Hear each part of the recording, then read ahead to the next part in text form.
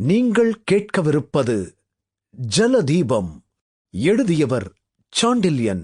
ஒலி வடிவில் வழங்குபவர்கள் டி. ரவிசங்கர், சகி, ஜெயகீதா. அத்தியாயம் 1. கவர்னர் ஏஸ்லாபி. பிரிட்டிஷாரின் கிழக்கு இந்திய கம்பெனியின் கவர்னரான வில்லியம் ஏஸ்லாபி துறைமுகத்திலிருந்து சற்று தூரத்திலிருந்த தமது மாளிகையின் மாடி அறையில் மிகுந்த மனச்சஞ்சலத்துடனும் எரிச்சலுடனும் உலாவிக் கொண்டிருந்தார். சற்று நேரத்திற்கொருமுறை மேற்கு சாளரத் தண்டை சென்று அதன் மூலம் எதிரே இருந்த கடல் பகுதிகளை நோக்கிக் கொண்டுமிருந்தார். இப்படி 2-3 முறை கடலை நோக்கிவிட்டு அறையின் நடுவுக்கு வந்த கவர்னரை பார்த்த வண்ணம் அறையிலிருந்த அவரது மேஜையிலிருந்து 4-5 அடி தள்ளி நின்றிருந்த வில்லியம் கிப்போர்ட், தங்கள் மன வருத்தத்திற்கு காரணம் தெரியவில்லையே என்றான் மெதுவாக. அவன் குரலில் போதிய அளவு பயமும் ஒலித்தது. கவர்னர் ஏஸ்லாபி நீண்ட நேரம் அவன் கேள்விக்கு பதில் சொல்லவும் இல்லை, அவனை திரும்பி பார்க்கவும் இல்லை.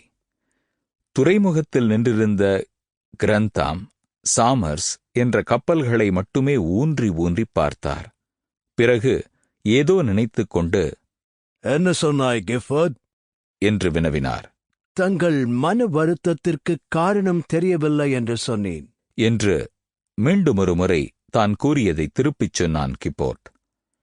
கவர்னர் ஏஸ்லாபி சாளரத்தின் பக்கத்திலிருந்து உள்ளுக்குள் நடந்து வந்ததும் நடுவிலிருந்த தமது நாற்காலியில் அமர்ந்து மேஜை மீது கையை ஊன்றிக்கொண்டு, காரணம் தெரியவில்லை உனக்கு என்று வினவியதன்றி தமது கண்களை அவன் மீது நிலைநாட்டவும் செய்தார்.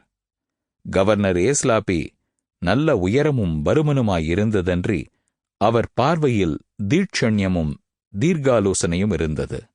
பம்பாயின் மிகச்சிறந்த கவர்னர்களில் ஒருவரென பெயர் பெற்ற ஏஸ்லாபியின் தீர்க்க தரிசனத்தைப் பற்றியும் விஷயங்களை நுண்ணறிவோடு ஆராயும் திறனைப் பற்றியும் மகாராஷ்டிர மன்னர் வட்டாரங்களில் கூட சிலாகிக்கப்பட்டு வந்தது.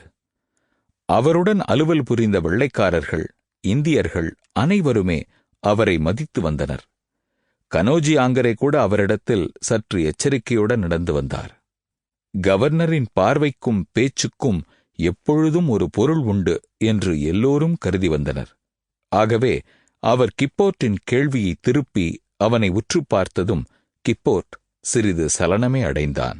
தெரியவில்லையே பிரபு என்று அடக்கமாக உரைக்கவும் செய்தான். கவர்னர் ஏஸ்லாபியின் அழகிய உதட்டின் மேல்புறத்தில் சீராக கத்தரித்து விடப்பட்ட மீசை லேசாக ஒருபுறம் இழுபட்டது. கிஃபர்ட், வர வர உனக்கும் பல விஷயங்கள் புரிவதில்லை. மனிதர்களுடைய சக்தியை எடை போடுவதிலும் சற்று கவனக்குறைவுடன் இருக்கிறாய் என்று கூறி அவன் மணிக்கட்டிலிருந்த காயத்தின் கட்டை லேசாகப் பார்த்தார். கிப்போர்ட்டின் முகம் வெட்கத்தால் சிவந்தது. கவர்னர் எதை குறிப்பிடுகிறார் என்பதை அவன் நன்றாக உணர்ந்து கொண்டான். குலாபாவின் நிகழ்ச்சிகளை அவன் பூரணமாக மறைப்பதற்கு வேண்டிய முன்னேற்பாடுகளைச் செய்து கொண்டுதான் பம்பாய்க்குள் நுழைந்தான். நடந்ததைச் சொல்லுவதில்லை என்று கேத்ரினிடமும் தனது மெய்க்காவலரிடமும் உறுதிமொழி வாங்கிக் கொண்ட பிறகே பம்பாய் கவர்னர் மாளிகைக்குள் நுழைந்தான். உண்மையில் மெய்க்காவலர் யாரும் சொல்லவில்லை விஷயத்தை என்பது அவனுக்கு தெரிந்தே இருந்தது. தனது மையலில் கட்டுண்டு கிடந்த கேத்ரினும் சொல்லவில்லை என்பதும் அவனுக்கு நிச்சயம். அப்படியிருக்க நடந்ததை யார் சொல்லியிருப்பார்கள் கவர்னருக்கு என்று சென்ற 15 நாட்களில் அவன் தன்னைத்தானே கேட்டுக்கொண்டான். ஒருவேளை கவர்னருக்கு தெரிந்துவிட்டதாக நினைப்பது தனது பிரமையோ என்று கூட சிந்தித்தான். ஆனால் அது இருக்காது என்பதற்குச் சான்றுகளை கவர்னர் அவ்வப்பொழுது அளித்துக் கொண்டிருந்தார். கேத்ரினை கொண்டு வந்து கவர்னரிடமும் ஒப்படைத்துவிட்டு கெச்சானும் கவர்னர் ஆயுத கப்பலும் 2-3 நாட்களில் வந்து சேரும் என்று செய்தி கூறியபோது கவர்னரின் கண்கள் தனது மணிக்கட்டை நோக்குவதைப் பார்த்தான்.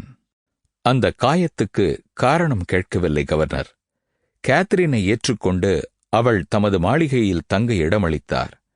கிப்போர்ட்டின் மெய்க்காவலரை வேறு அலுவல்களுக்கு நியமித்தார். அன்றைய பேட்டி 15 நிமிடங்களில் முடிந்துவிட்டது.